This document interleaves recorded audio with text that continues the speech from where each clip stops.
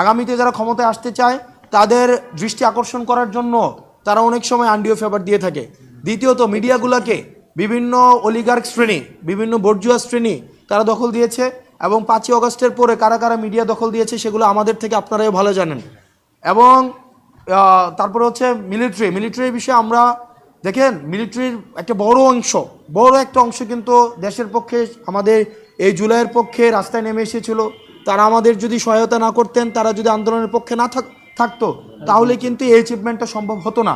কিন্তু এই কতিপয় সদস্য ছিল, বিপদগ্রস্ত কিছু সদস্য ছিল, যারা হাসিনার লেসপেন্সার হিসেবে যারা হচ্ছে সব অপরাধের বৈধতা উৎপাদন করেছে, আনায়গরের বৈধতা উৎপাদন করেছে।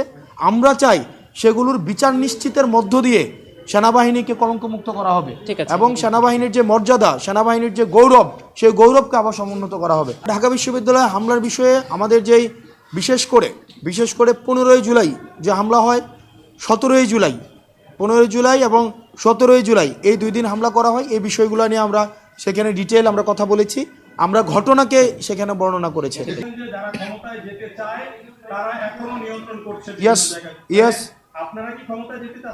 না, ক্ষমতায় যেতে চাও, আমরা জনগণকে নিয়ে ক্ষমতায় যেতে চাই। কোনো আনহোলি নেক্সাসকে কোনো ম্যানেজ করে আমরা কোনো কন্ট্রোলডভাবে হচ্ছে আমরা ক্ষমতায় যেতে চাই না।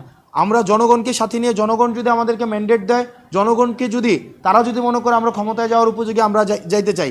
কোনো মিডিয়াকে নিয়ন্ত্রণ করার মধ্য দিয়ে, ব্যুরোক্রেসিকে নিয়ন্ত্রণ করার মধ্য দিয়ে, মিলিটারিকে নিয়ন্ত্রণ করার মধ্য দিয়ে, পাশের দেশ ভারতের কনসেন্ট নিয়ে আমরা কোনো ক্ষমতায় যেতে চাই না। ধন্যবাদ সবাইকে। সালামু আলাইকুম।